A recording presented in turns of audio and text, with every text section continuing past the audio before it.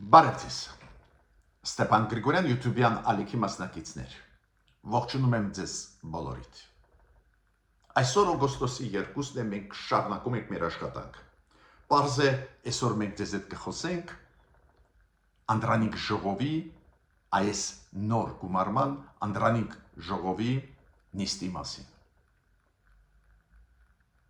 Այս նոր ազգային ժողովում ինչ մթնոլորտ կլինի, անչափ կարևոր է մեզ բոլորիս համար։ Շատ հետաքրքիր ելույթով հանդես եկավ պարոն Ռուբեն Ռուբենյանը, որը իր մոտեցումները տեսլականը ներկայացրեց կապված իր մոտեցումների հետ, եթե իրան ընտրեն ազգային ժողովի նախագահ, պարզ է այդ հարցը կլուծվի, ինքը կընտրվի ազգային ժողովի նախագահ։ Ես չեմ բացառում, որ երբ որ եթեր մտնի այս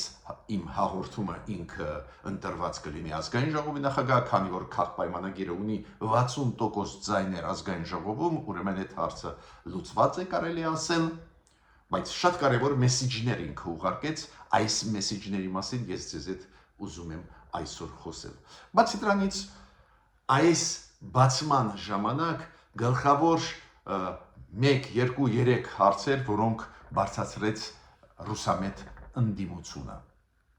ուժեղ Հայաստան խմբակցությունը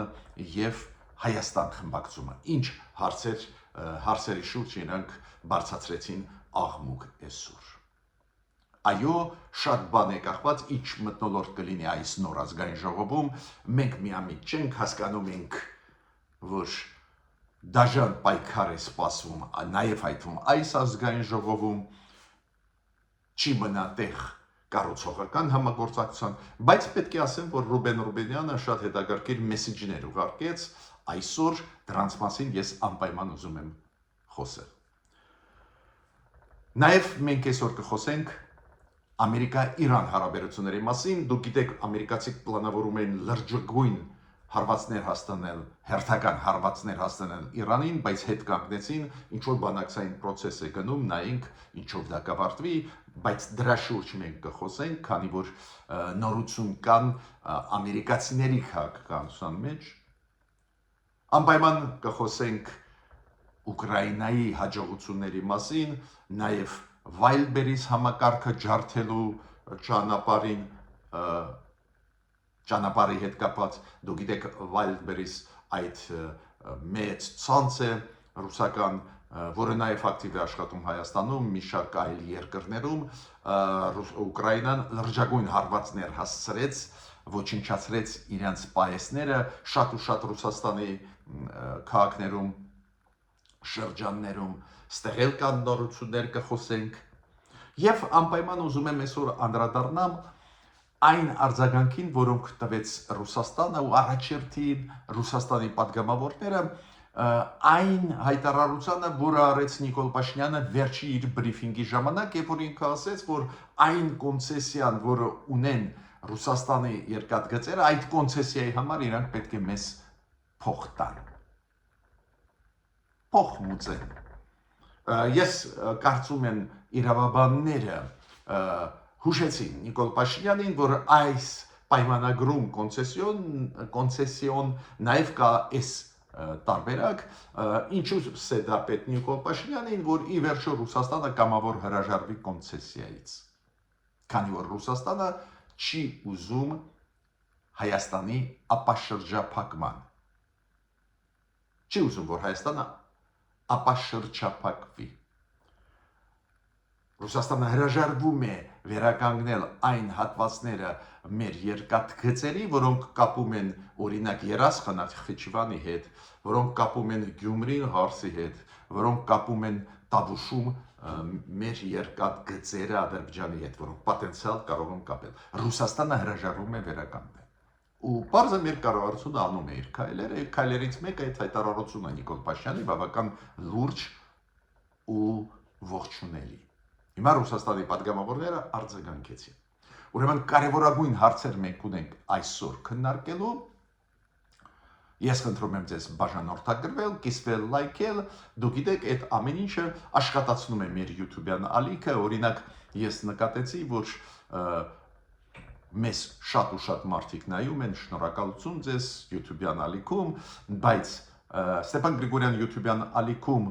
YouTube-ը ցույց է տալիս մոտավորապես կեսը բաժանորդագրված մարդիկ են, կեսը ոչ։ Ու խնդրում եմ այն մարդկանց, ովքեր մեզ նայում են, հարգում են, որ իրանք էլ բաժանորդագրվել, այն մարդիկ, ովքեր չեն դեռ բաժանորդագրվել։ Դա աշխատացնում է մեր YouTube-յան ալիքը, դա արագացնում է աշխատանքը մեր YouTube-յան ալիքի, ավելի էֆեկտիվ, ավելի արագ տարածում է այդ ալգորիթմը, այդպես է աշխատում, ավելի արագ տարածում է ինֆորմացիան Սփյուռք հայության մեջ, Հայաստանի Հանրապետության քաղաքացիների մեջ։ Ուրեմն ազգային ժողովում procesները, որոնք սկսվեցին այսօր առավոտ շուտ, ես անպայման վերջում դրա մասին մանրամասն ձեզ հետ կխոսեմ, հիմա ես ուզում եմ անդրադառնամ մի քանի այն զարգացումներին,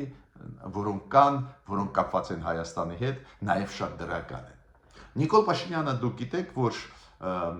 եղավ Գագարին քաղաքում, որտեղ որ կառուցվել է առաջի արհեստական բանականության գործարանը Հայաստանում 70 միլիոն դոլարի ներդրում էր։ Պետք է աճի հասնի 150 միլիոն դոլարի ներդրումները այս գործարանի հետ կապված։ Դա դուք գիտեք, գործարան կառուցվում է Միացյալ Նահանգներ, Հայաստան, Նվիդիա այդ ընկերության հետ։ Շատ կարևոր ծրագիր է, սկսեց աշխատել, այդ դա անչափ կարևոր է, ու Նիկոլ Փաշինյանը գնաց, նայեց այդ գործարանը։ Այդ դրական օրինակները ես միշտ բերում եմ, քանի որ միշտ ասում եմ, մենք կարող ենք ունենալ ֆանտաստիկ ծրագրեր, բայց ծրագրերը պետք է սովորենք իրականացնել։ Փոքր, միջին, բայց սովորենք իրականացնել, որ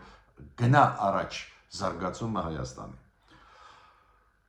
Ես ինչքան հասկացա, կառավարությունը լի է վճռականության, իրոք խլել պարոն Գագիկ Ծառուկյանից իր սեփականությունը։ Օրինակ կոնյակի գործարանը, Արարատ կոնյակի գործարանը հիմա փոխանցվեց Հայաստանի Հանրապետության կառավարմանը։ Այդ քայլը արված է, որոշումը ընդունված է։ Գործող ՀՀԿ-ի նախագահան, գիտեք, գործող ՀՀԿ-ի նախագահան հիմա Շվեյցարիայի արտգործնախարարն է, ինքը պլանավորում է տարածաշրջան գալ, Ադրբեջան է գնում օգոստոսի 4-ի 5-ին, հետո Թուրքմենստան, հետո մի քիչ ավելի ուշ կգա Հայաստան եւ Վրաստան։ Հիմա մի քանի խոսք Միացյալ Նահանգների քաղաքականության մասին։ Ես նոր ասացի, որ Դոնալդ Տրամպը ուղղակի 2 օր առաջ հայտարարեց, որ կշարունակի հուժկու հարվածներ տալ Իրանի դեմ, ուղղված մինչև Հորմուզի նեղուցը չբացվի, բայց լավ է, որ երեք ինքը հայտարարեց Դոնալդ Տրամպը, որ հետ է կանգնեմ ու որոշել է դեր հարվածներ չտալ, քանի որ եւ միջնորդները եւ Իրանը դիմեցին իրան կոնկրետ առաջարկություններով։ Ու Դոնալդ Տրամպը ասեց, մենք ինչ ենք սպասում։ Հորմուզի նեղուցի բացում եւ երկրորդը, որ միջուկային ծրագրերի հետ կապված վտանգներ չգան Իրանից։ Ну, ես դա համարում եմ դրական, ինչու։ Մենք տեսանք ինչքան դժվար է ամեն ինչ գնում, տեսանք, որ այն մեմորանդումը, հուշագիրը, որը ստորագրվեց, հիշում եք 2 թե 3 շաբաթ առաջ չաշխատեց, բայց այնուամենայնիվ ձգտումը դեպի խաղաղ լուծումը այդ հարցի անչափ կարևոր է նաև Հայաստանի համար, ուրեմն ես դա դիտեցի որպես դրական ինֆորմացիա։ Բայց Ամերիկայի քաղաքականությունը շատ բարդ է Դոնալդ Տրամպի։ Նայեք, Դոնալդ Տրամպի քաղաքականությունը որն է։ Մի կողմից Քուվեյթը օգնում է Դոնալդ Տրամպին, դուք գիտեք, Քուվեյթը գրեթե մասնակցում է ռազմական քայլերը անելու ամերիկացիների հետ Իրանի դեմ։ Իրանը պարզ է պատասխանում է, Քուվեյթում գտնվող ամերիկյան բազաների հարվածնում է, նույնը դուք գիտեք Հորդանանում էլ հակահարվածնել Իրանը տալիս է, նույնը Իրաքում, բայց կարծես թե Միացյալ Նահանգները, եթե Իրաքը, Քուվեյթը, Հորդանանը այս կամ այն կերպով աջակցում են Միացյալ Նահանգների վարել պատերազմ Իրանի դեմ, քիչ թե շատ, բայց աջակցում են ու ունեն ռազմական բազաներ ամերիկյան, ուրեմն դառնում են թիրախ Իրանի համար, կարծես թե ամերիկացիք պետք է այնտեղ ուժեղացնեն իր ներկայացությունը։ Ոչ։ Եվ Քուվեյթում ամերիկացիք որոշում ընդունեցին իրենց ռազմական ներկայացությունը թույլատրել եւ Իրաքում սկսվեց վերջնականորեն դուրս բերվել Իրաքից Ամերիկայի զորքերը, դա Էրբիլ քաղաքի քրդական Իրաքի մասն է, Էրբիլ քաղաքից։ Նույնը Հորդանանում կրճատում են իրենց ռազմական ներկայությունը։ Ոստեղ զարմանալի է, մի կողմից այդ ժողովուրդները, այդ արաբական աշխարհի ներկայացուցիչները աջակցում են ամերիկացիներին, Իրանը հակառված է տալիս, մյուս կողմից ամերիկացիները քչացնում են իրենց ռազմական ներկայացությունը։ Զարմանալի քաղաքականություն է։ Հա, դու կարող ես ասել, բայց միջև պատերազմ Միացյալ Նահանգներ Իրանի հետ, միջև այդ պատերազմը ամերիկացիք պլաններ ունեին, օրինակ Իրաքից դուրս բերել զորքերը, բայց հիմա երբ որ այդ ժողովուրդները աջակցում են Միացյալ Նահանգների, այդ իրենց բազաներից թույլ են տալիս, որ հարվածներ հասցնեն Իրանի դեմ, հիմա լքել այդ երկրները ոնց որ դավաճանեն իրենց։ Բացի դրանից, օրինակ նույն եթե դուք կարդաք Միացյալ Նահանգների դեսպանատան հայտարարությունը Հորդանանում, կապշեք։ Ամերիկայի քաղաքացիներին նույնիսկ խորհուրդ է տրվում չմոտենալ ամերիկյան բազաներին։ Կարծես այդ բազաները պետք է հենց պաշտպանեին ամերիկայի քաղաքացիներին, ովքեր Հորդանանում են ու եթե վտանգ ունենան, պետք է պահկվեն այնտեղ, իրենց ասում են չմոտենաք, քանի որ ամեն ինչ կարող է լինել։ Բարդ քաղաքականություն է վարում Դոնալդ Տրամպը, շատ բարդ քաղաքականություն։ Շատ հետաքրքիր հաջողություններ է օրեցօր հասնում Ուկրաինան։ Պատկերացնում եք Ալեքսեյ Լիխաչովը, ով է այդ մարդը։ Դա Ռոսատոմ,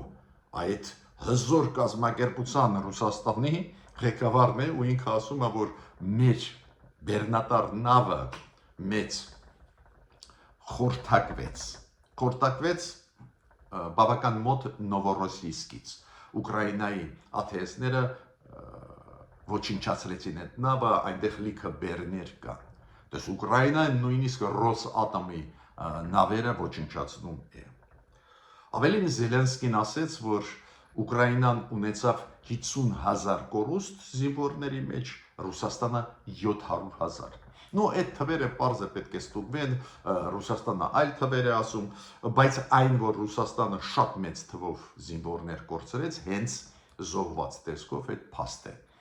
Ուկրաինա նախագահն ասում է, որ 50,000 ուկրաինացի զոհվեցին այդ պատերազմում, 700,000 ռուս զոհվեց։ Թրամփը ասաց, որ եւ Պուտինը եւ Զելենսկին պետք է պատրաստ լինեն գնալ զիջումների։ Դու գիտեք շատ կարևոր Ուկրաինայի համար հարց կա, Տրամփը սկզբից տվեց համաձայնություն թույլ տալ Ուկրաինայում արտադրել այն հրթիռները, որոնք պետք են պատրիոտ համակարգի համար, դա հակաօդային համակարգ է ու ինչ է դեֆիցիտը։ Դեֆիցիտը հենց այդ հրթիռների մեջ է։ Համակարգերը ունեն պատրիոտ համակարգերը ուկրաինացիք, բայց դեֆիցիտը պակասը հենց այդ հրթիռների մեջ է, դե Տրամփը ասաց, դե մենք վերջնական որոշում չենք ընդունել, բայց ինչքան հասկացա,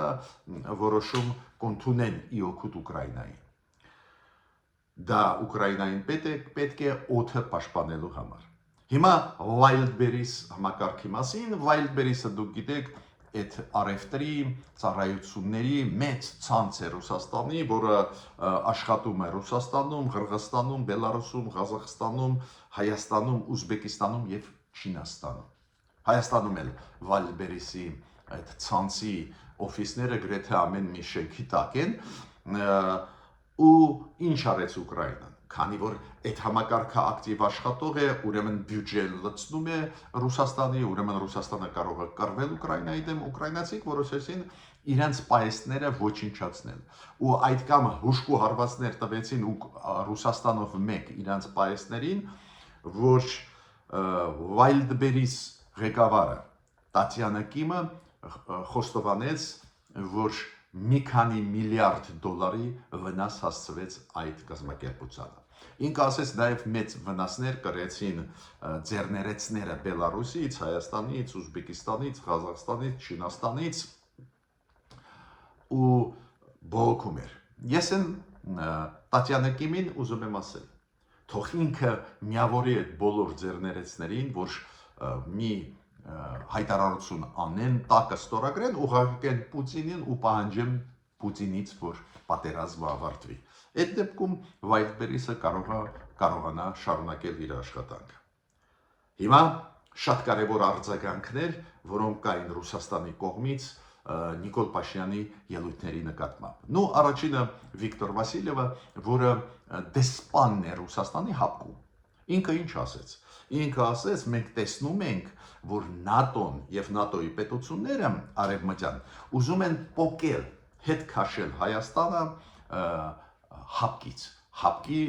դաշնակիցներից Հայաստանի։ Իրանք նաև այդ թվում Հայաստանի հետ անցկացնում են զորավարժություններ ՆԱՏՕ-ի երկրները։ Այդ դրանով իրանք վնաս են հասցնում Հայաստան-ՀԱՊԿ հարաբերություններին։ Ես պետք է Վասիլևին ասեմ, որ Հայաստան-ՀԱՊԿ հարաբերությունների վնաս հասցրեց այն փաստը, որ երբ որ մտան Հայաստանի տարածք, հասան ջերմուկ, օտար զորքերը, օտար երկրի զորքերը, ՀԱՊԿ-ը ասեց դա միջսահմանային վեճ է։ Դա է պատճառը, որ ՀԱՊԿ-ի հետ չի աշխատում Հայաստանը, դա է պատճառը նաև, որ Հայաստանը սկսեց ակտիվ այլընտրանքներ ման գալ։ Ուրեմն պատճառները պետք է ճիշտ ման գալ գտնել, այլ ոչ թե գցել պատասխանատվությունը արևմտյան երկրների վրա եւ այլ, որի ուզում են Հայաստանը փոկել Ռուսաստանից։ Ռուսաստանը փոկեց Ռուսաստանից Հայաստանը, պարոն Վասիլև։ Հիմա պարոն Վասիլևը ասում է, որ քաղաքականությունը, որը վարում է Փաշինյանը, չի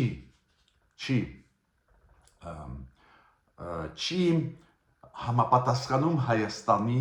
երկարաժամկետ շահերին եւ չի համապատասխանում Հայաստանի սուվերենությանը։ Ինչու՞։ Կարող է պատահի ՀԱՊԿ-ը մեզ պաշտպանեց, մեկ էլ հրաժարվեցինք այդ պաշտպանությունից։ Ու ավելին ես կխնդրեի պարոն Վասիլևին մեր ֆունկցիան չկատարի։ Այդ մենք Հայաստանի Հանրապետության փորձագետները, Հայաստանի Հանրապետության քաղաքացիները մենք ենք որոշում մեր կառավարության քաղաքականությունը ի նպաստ երկրի է թե ոչ, այլ ոչ թե Վասիլևը։ Ու Վասիլևը ուզում էր ասել նաև, որ գլխավոր երաշխավորը Հայաստանի անվտանգության հենց Ռուսաստանն է։ Տեսանք ոնց Ռուսաստանը մեր երաշխավորն է։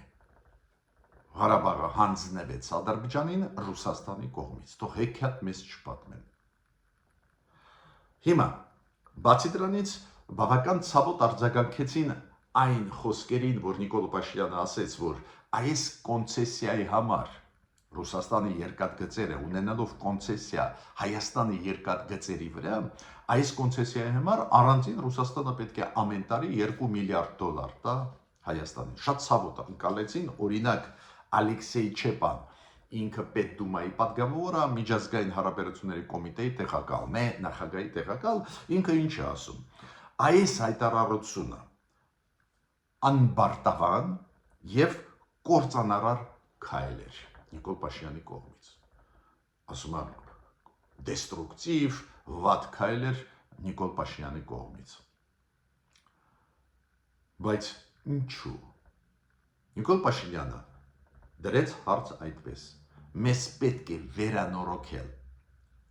Երասխ դեպի Նախիջևան 2 կիլոմետր երկաթգիծ։ Մեզ պետք է վերանորոգել Գյումրիից դեպի Թուրքիայի սահման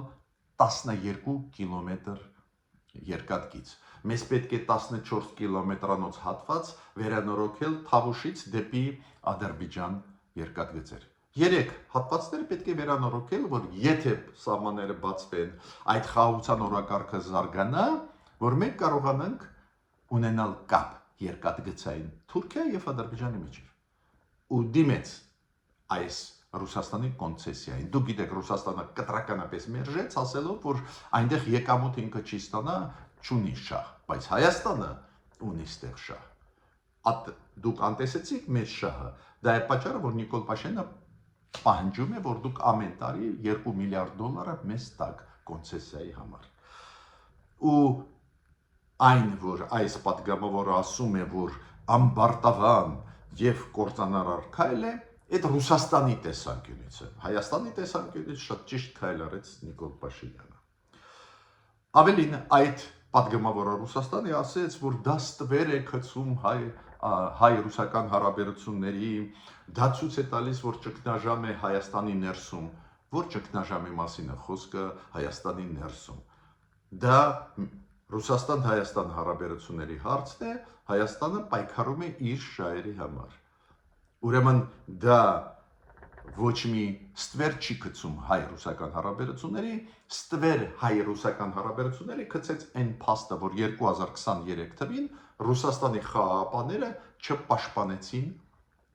Ղարաբաղի հայերին։ Այդ դա ստվեր գցում է։ Ինքը ավելին ասեց, այ Հայաստանը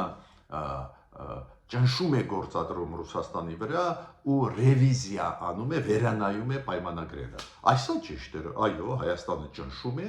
Ռուսաստանի վրա գործադրում այդ կոնցեսիայի վրա եւ պահանջում է վերանայել պայմանագիրը, քանի որ Ռուսաստանը չի կատարում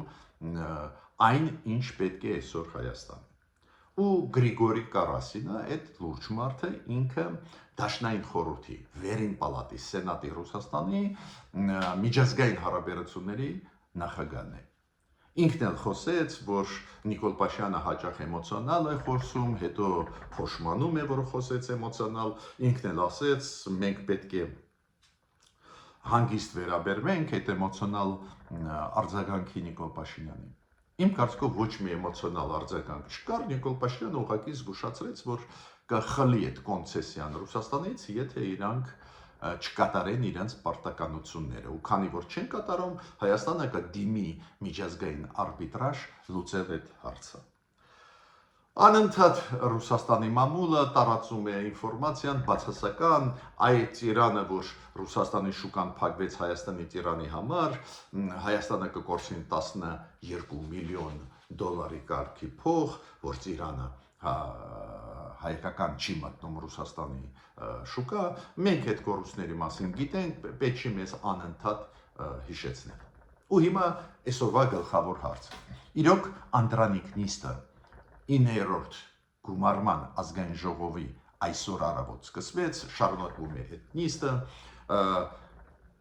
կասկած ես չունեմ եւ պարոն Ռուբեն Ռուբենյանը կընտրվի նախագահան եւ տեղակալները ազգային ժողովի կընտրվեն այն մարդիկ, ում նախատեսում է քաղաքապայմանագիրը եւ հանձնաժողովները, որոնք դու գիտեք այնտեղ բաշխում է գնում, այն հանձնաժողովները, որտեղ որ ղեկավարները պետք է լինեն քաղաքապայմանագրի, բոլորը կանցնեն, այդ պրոցեդուրաները հիմա գնում են, ընտրությունները, ելույթները, հարց ու պատասխան։ Բայց ինձ համար շատ կարևոր էր առաջին նիստը, ոնց են իրանք բոլորը պահում։ Ես պետք է ասեմ, որ ընդդիմադիրները ու առաջի հերթին ուժեղ Հայաստանը բարձրացրեց հարց ի սկզբանե կապված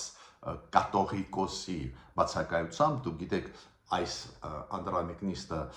բացում է ողջունում խոսքով հանդես եկավ Հայաստանի Հանրապետության նախագահան Վահագն Խաչատուրյանը, հիշում եք նախկինում միշտ ողջունի խոսքով հանդես էր գալիս հայոց կատողիկոսը, հայ առաքելական եկեղեցու առաջնորդը, այս անգամ կատողիկոսին չհրավիրեցին, իրանք սրեցին այդ հարցը, ինչու այս անգամ չհրավիրեցին, պատասխան չստացան, քանի որ այս նիստը վարող մեր ամենատարեց պատգամավորը ինքը իրոք այդ լիազորությունները չուներ պատասխանելու այդ հարցերին, ինքը խուսափեց պատասխանել, բայց ընդդիմադիրները այդ հարցը բարձրացրեցին ուժեղ Հայաստանը, ինչու չկա կատողիկոսը։ Երկրորդ հարցը, որը սրեց իրավիճակը դալիճում, նույնիսկ առաջի սկզբում, առաջին նիստի սկզբում դա Գեգամ Մանուկյանն է բարձրացրել, ինչու չկա Արտուր Սարգսյանը, դուք գիտեք իր դեմ գործ է հարուցվել ու այդ նախկինում էլ ինքը Հայաստան դաշինքի падգամավոր էր, հիմա էլ ընտրվեց ու չստացավ հնարավորություն ինքը մասնակցելու, քանի որ իր դեմ գործեր են հարուցված, նաև կալանավորված է ու պարոն Գեգամ Մանուկյանը սրեց այդ հարցը, քաղաքբանդարկյալների հարցը բարձրացրեց եւ այլ եւ այլ։ Երբ որ երթման արարողություններ